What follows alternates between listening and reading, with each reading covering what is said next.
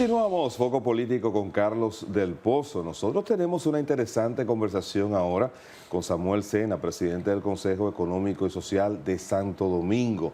Usted vio los debates de los candidatos presidenciales y los aspirantes a diferentes posiciones en las pasadas elecciones. Pues detrás de esa estructura, de esa estrategia, pues don Samuel, gracias por estar aquí. Estaba usted. Carlos, un placer estar contigo el día de hoy, a hablar de temas importantes y trascendentales para la sociedad dominicana. Qué bueno. Te preguntaba antes de salir al aire sobre esa grata experiencia que vivió el país por primera vez, un debate de candidatos presidenciales al que se sumó el presidente Luis Abinader, una iniciativa personal del presidente que siempre hay que destacarla. Cuéntanos un poco de esa experiencia, cómo tú pudiste articular esto y lograr que ese debate pues hiciera que la gente también lo siguiera. Mira, en principio, Carlos, nosotros desde nuestro eje de fortalecimiento democrático e institucional en el 2020 creamos Santo Domingo Debate, una plataforma en la que se les permitiera a todos los candidatos de los partidos políticos postulantes presentar sus iniciativas, sus ideas y propuestas. Debido a la pandemia, nosotros solamente pudimos realizar la fase municipal en el Gran Santo Domingo y la parte que conlleva a los candidatos al Congreso tuvimos que hacerlo por la vía virtual.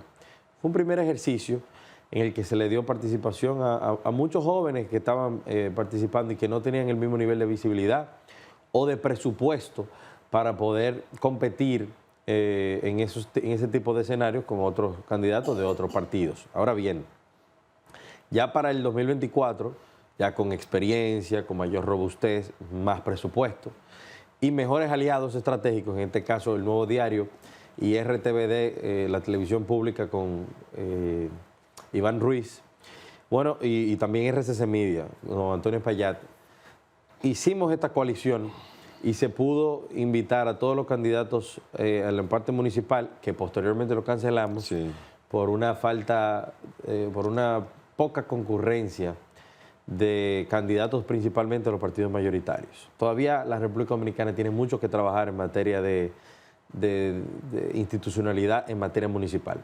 Ahora bien, lo que generó este boom, por el cual estamos hablando todavía de los debates, fue ese primer ejercicio que hicimos con todos los candidatos postulados de los partidos al Senado por el Distrito Nacional, sí, en el que participaron todos, incluyendo Carlos Rubio, que vino desde la ciudad de Nueva York solamente a participar en el debate. Eso cambió la dinámica en lo que la gente estaba planteando de la manera política, lo tradicional, las caravanas, los bandereos, los spots publicitarios. Y nosotros definitivamente nos sentimos muy honrados de haber podido participar y de ser los catalizadores, ser el motor de que la sociedad dominicana, principalmente en las grandes ciudades como Santo Domingo, el Gran Santo Domingo, el Distrito Nacional y Santiago, se empoderaran del tema. Pero también yo siempre digo que eso no es un asunto del CODES, sino de la articulación de los diferentes medios que pudimos aglutinarnos. Fíjate que en tu programa o en tus diferentes programas se habló de debate, pero en la mayoría de los programas y los panelistas, los comunicadores y periodistas se refirieron al tema de debate. Porque se abrió un escenario nuevo en el país. Exacto, y ya eso no hay marcha atrás. Sí, ya la sociedad va a cambiar y por eso nosotros decidimos, incluyendo para poner más presupuestos institucionales, hacer los debates de la Altagracia y provincia fuera de lo que tradicionalmente se contempla. Así que para nosotros es un orgullo haber pertenecido o ser parte de ese gran impacto. Dos factores se dieron, para ya cerrar con ese tema, durante los debates, y fue la coincidencia de varias generaciones de políticos. Claro. Políticos de generaciones anteriores, políticos de la nueva corriente. ¿Tú entiendes que como estuviste tan de cerca en la parte de la organización, sobre todo no solo lo que salió en Cámara, sino en ese proceso organizativo, ¿tú entiendes que las generaciones anteriores de políticos, ellos asimilan que ese es el nuevo escenario de la política, no solo en la República Dominicana, sino en el mundo? En vez de estar en una caravana, esos mítines, ir al escenario de hablar con la gente, donde ellos tienen que sentarse a expresar una idea, a convencer al electorado delante de una cámara y delante de los adversarios, porque son escenarios también que le generan bastante desafíos. Claro. Mira, en principio, esa generación de mayores, vamos a decirlo de esa manera, sí generan resistencia. Ahora bien, hay de todo. Hay jóvenes que no quieren participar en el debate porque no tienen ese bagaje, no han profundizado, no tienen propuestas. Pero asimismo, tú te encuentras en políticos más tradicionales que están dispuestos a debatir. Y te voy a poner un ejemplo puntual. El caso de Guillermo Moreno, que fue el primero que se sentó en la oficina y dijo, yo creo en el debate y yo voy a participar en el debate. Firmó su carta y dijo, solamente cítenme y planteemos los temas con mi equipo técnico. O sea que... Y Guillermo Moreno representa ya la última generación política de la República Dominicana. Entonces, yo creo que hay de todo en la viña política, pero hay que seguir trabajando por construir esta cultura de debate en República Dominicana, y en eso nosotros estamos abocados. Bueno, del debate extraigo, sobre todo el debate de los candidatos presidenciales, donde participó el presidente de la República, la coincidencia que tuvieron todos de la necesidad de que República Dominicana era inminente, era necesario realizar una reforma fiscal. Bueno, ya tenemos la reforma fiscal en el Congreso de República Dominicana. Se entiende, se parte y todos asumíamos que se había producido un consenso a la hora de elaborar y sobre todo ya de presentar este proyecto de manera definitiva. ¿Qué ha pasado con eso? Mira, lo prioritario o principal es que eso que se presentó no es un documento de consenso. ¿No hubo reuniones previas? No hubo tal consenso. ¿Con los sectores? Bueno, el ministro de Hacienda sí pudo haber recibido en su despacho de manera individual a sectores. Okay. La gente de la zona franca, zona ORE y distintas. Pero eso no quiere decir que eso fue consensuado. De hecho, tú te das cuenta por los diferentes comunicados de los diferentes gremios empresariales y sociales que no comulgan con el tema del consenso. Sí es cierto que la República Dominicana todos los gobiernos que nos han antecedido han tenido una deuda con relación a organizar las finanzas públicas. No es tampoco una mentira de que la República Dominicana tiene una de las tasas de presión tributaria más bajas de la región, hoy un 14.2%, en comparación con los países que nos rodean, que nos hace menos competitivos. Pero la realidad es que cuando se habla de una reforma fiscal, nosotros entendíamos que iba a ser un pacto país con el empresariado, la sociedad civil y el gobierno a tales fines. Porque se necesita mantener la paz social y la concordia. Estamos hablando de que este es un país donde hay más de un 50% de informalidad. Así es. Donde las grandes empresas o los grandes contribuyentes no son los más afectados, porque esas grandes empresas, ¿sabe qué hacen? Transmiten y le pasan el aumento al consumidor final, que somos todos nosotros. Al final, la clase media, como dice el periódico El Dinero, esta semana pasada, que el 89.1% de la carga tributaria y la carga fiscal en la República Dominicana recae sobre la clase media. Una clase media que ya no tiene quien le escriba, no tiene quien lo defenda, y para eso está el CODES en ese sentido. Entonces, nosotros nos hemos expresado en el pasado con relación al sector eléctrico, por ejemplo. Carlos, tú sabes que si nosotros, o si el gobierno, vamos a decir porque hay voluntad política, sí, decidiera claro, poner orden en el sector eléctrico, esos 2.000 millones de dólares aproximadamente que se van a disponer este año para paliar el déficit del sector eléctrico, nosotros no estuviésemos hablando de una reforma fiscal. Hay temas por donde cortar. Hay evasión fiscal que debería ser enfrentada, porque hay grandes que no pagan, pero también los de abajo no pagan. Y ese subsidio acumulado es el que hace que la clase media ya no aguante más. Entonces, yo creo que la actitud debió haber sido sentarse con todos los sectores, quizá en el Consejo Económico y Social, y no enviar un proyecto de ley al Congreso y decirle a los diferentes sectores, como dice el ministro de Hacienda, el que tenga queja que vaya al Congreso. O sea que es decir, Samuel, que a pesar de que ha sido una constante de que los diferentes gobiernos que han hecho reformas o han hecho parches fiscales o han hecho aumentos de impuestos, siempre se han enfocado en esa población que está en el corral, que ya están atrapados, ¿verdad?, pagando los impuestos, a eso se le sigue grabando. O sea que en esta reforma no se está atacando la informalidad. Yo no sé de qué manera, porque en la exposición que hizo el ministro de Hacienda dice que la DGI y otros organismos que son fiscalizadores van a fortalecer. Pero mientras tanto, la propuesta es gravar artículos que antes eran de primera necesidad, como la carne de res, por ejemplo. Que eso, ahora mismo eso no está grabado y la gente tiene acceso a comprar de manera libre carne de pollo y res y tranquilamente. Pero hay unos artículos que ahora entran a ser grabados y que son lesivos para la clase media particularmente. Pero también hay otros elementos. El tema de la placa. ¿Tú me entiendes? O sea, para muchas personas ese golpe de 1.500 a 3.000, porque yo no te diría, la persona que tiene acceso a comprar un vehículo del año pudiera pagar 6.000 pesos. Pero hay un gap, un grupo, un segmento poblacional, una franja que es real y efectivamente se va a ver afectada. Y nosotros estamos sentados con el equipo técnico y nuestro comité de economía con la finalidad de hacer un documento y presentarlo en las vistas públicas que se van a aperturar de cara a la comisión, me imagino que bicameral, que se va a abrir en el Congreso a tales fines. Uno de los segmentos que hemos visto que ha tenido una reacción más activa es el que tiene que ver con el sector hotelero, sector turístico. Me gustaría saber si ese sector, si tienen la información, de si ellos van a elaborar alguna propuesta estableciendo en qué cosas ellos entienden que pudieran, ¿verdad?, aportar, porque hay algunas exenciones que se dice que ellos disfrutan, pero no se detalla cuáles, por ejemplo, habrán cumplido con su rol y cuáles hay que mantenerlas porque afectarían entonces la estrategia de República Dominicana de cara a la competencia que se establece en los mercados internacionales, que es un sector muy reñido. Sí, fíjate algo. Hay cosas que, y así como todos los incentivos, que hay que revisar y fiscalizar, como el régimen de desarrollo fronterizo. Pero con relación al tema turismo, por ponerte un ejemplo puntual, es verdad que pudiese haber proyectos que tienen acceso a Confotur o la extensión de Confotur y que están en no tercera, cuarta, quinta línea de playa. Que tú dices, bueno, a lo mejor esto para un Airbnb y una gente que tiene que ir 3 kilómetros y 4 kilómetros a la playa.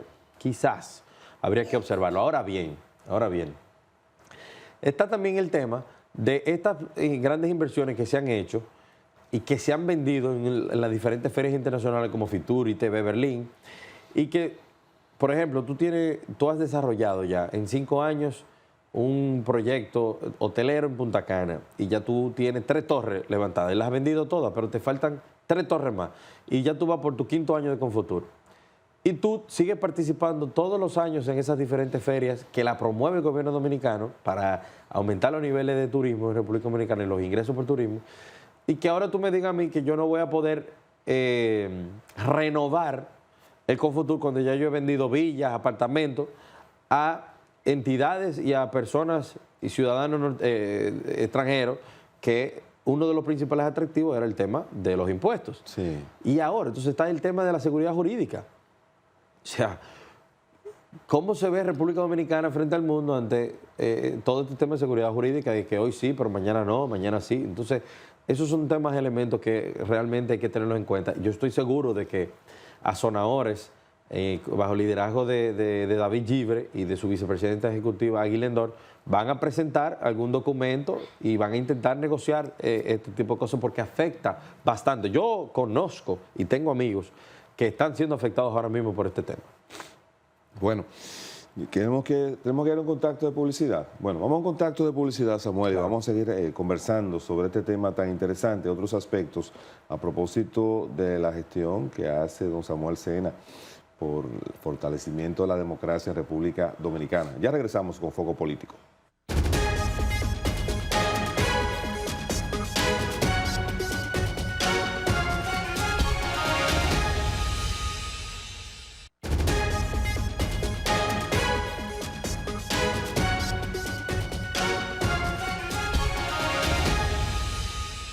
Gracias por acompañarnos. Foco Político con Carlos del Pozo. Tenemos aquí una interesante conversación con Samuel Sena, presidente del Consejo Económico de Desarrollo de Santo Domingo. Samuel, ¿Está generando el gobierno incertidumbre con tantos proyectos de reforma al mismo tiempo? Porque el jueves o el miércoles veíamos a los empresarios reaccionando también por la introducción en el Congreso de la reforma laboral. ¿De acuerdo? ¿Eso cómo se proyecta ante los mercados? ¿Tú no crees que esto pueda crear alguna situación al país?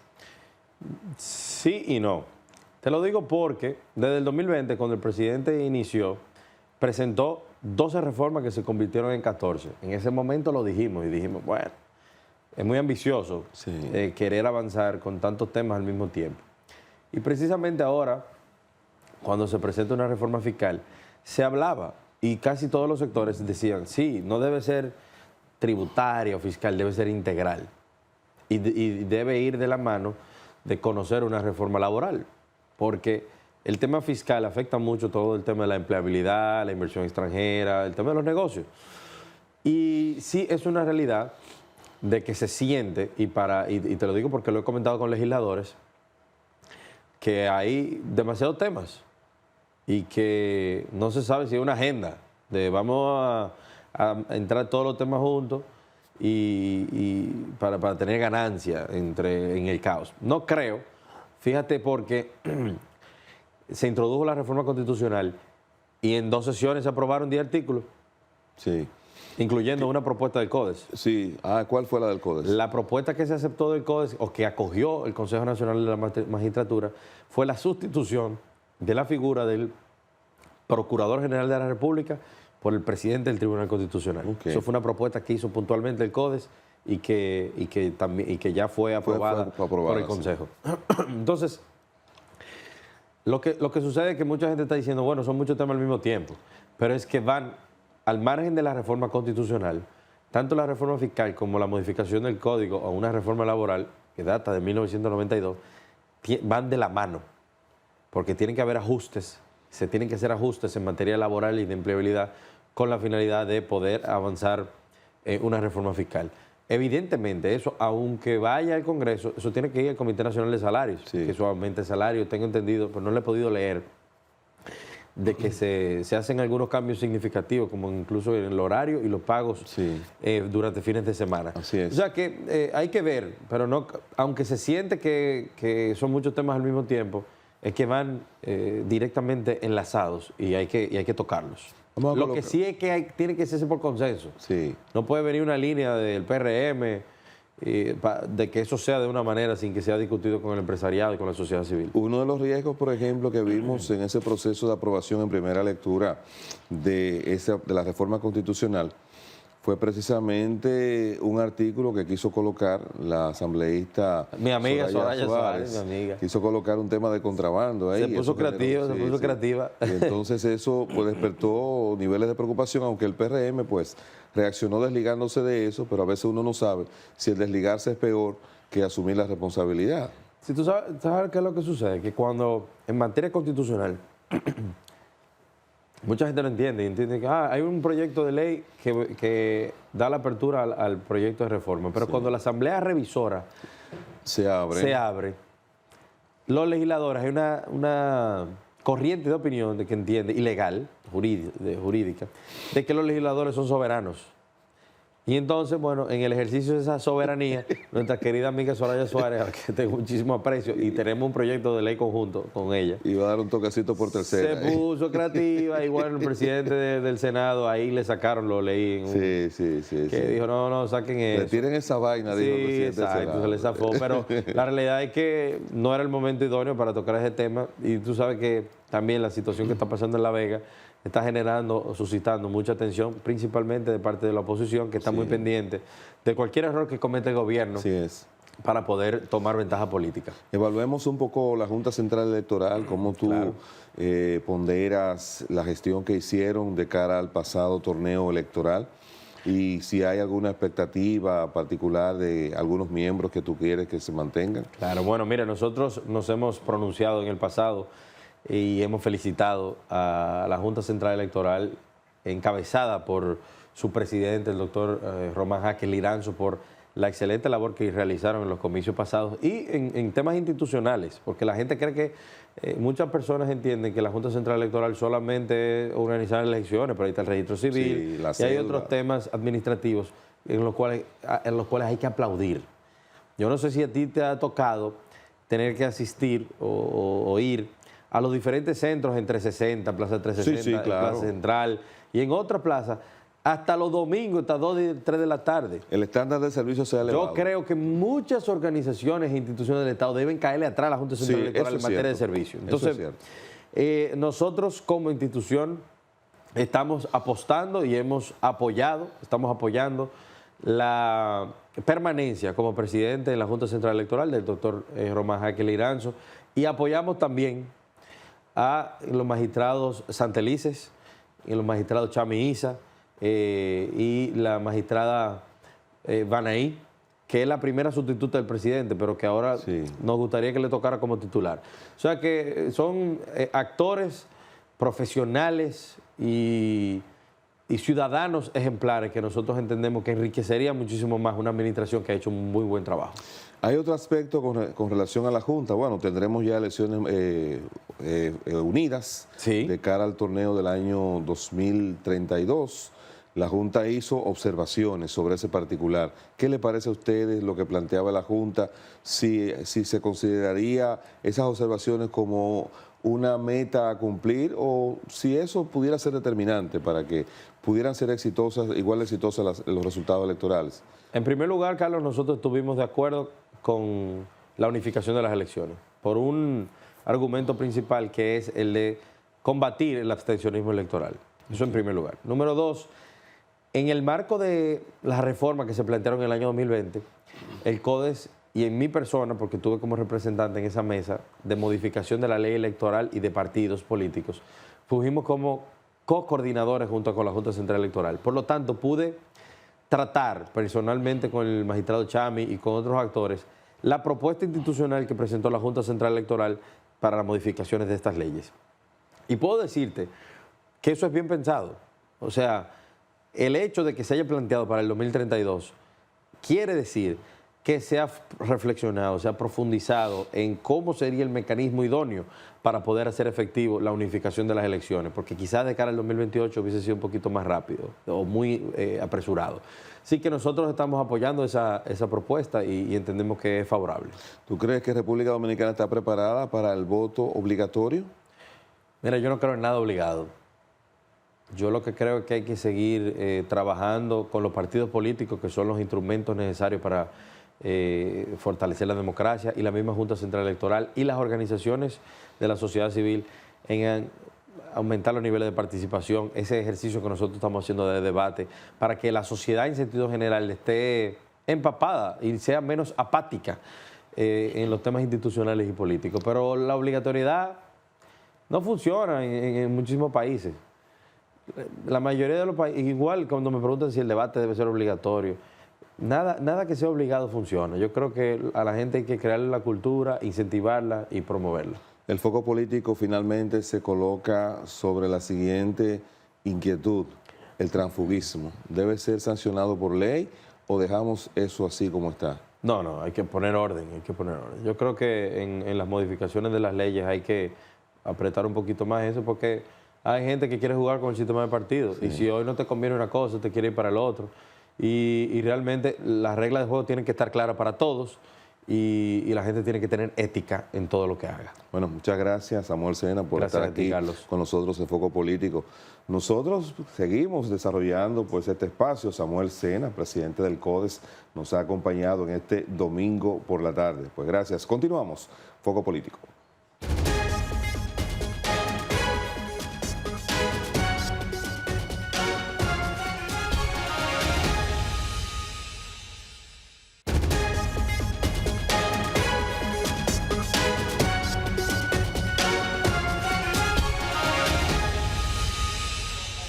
Y así llegamos al final de Foco Político con Carlos del Pozo a través de ATV Canal 35.